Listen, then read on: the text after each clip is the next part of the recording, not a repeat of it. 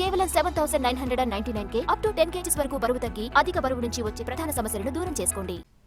APCC chief Sharmila వ్యాఖ్యలపై మంత్రి Anam fire అయ్యారు. హిందూ మతాన్ని కించపరిచేలా మాట్లాడడం మంచిది కాదన్నారు ఆయన. గతంలో వైఎస్ రాజశేఖర్ రెడ్డి అన్ని మతాలను గౌరవించారని గుర్తు చేశారు.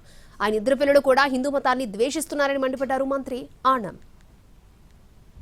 తప్పు పట్టే విధంగా ఒక ప్రభుత్వంలో ఉన్న పరిపాలన చేస్తున్నటువంటి రాష్ట్ర ముఖ్యమంత్రిని తోలనాడే విధంగా ఆమె ప్రకటన చేయడం చాలా దురదృష్టకరం, బాధాకరం.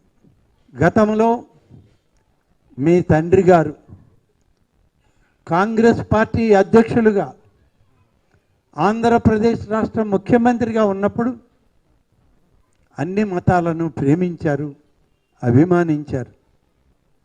హిందూ పండగల్ని స్వయంగా వెళ్ళి ఆలయాలకు వెళ్ళి పర్యవేక్షించేవారు. కానీ దురదృష్టం ఏమైందో తెలియదు, కానీ ఇద్దరు బిడ్డలు ఇవాళ హిందూ మతాన్ని ద్వేషించే విధంగా, హిందూ మతాన్ని పరిపాలన చేసేటువంటి వాళ్ళు, హిందూ మతాన్ని అమలు చేసేటువంటి వాళ్ళని ద్వేషించే విధంగా ఇవాళ వాళ్ళ పలుకులు ఉండడం చాలా బాధ కలిగిస్తుంది.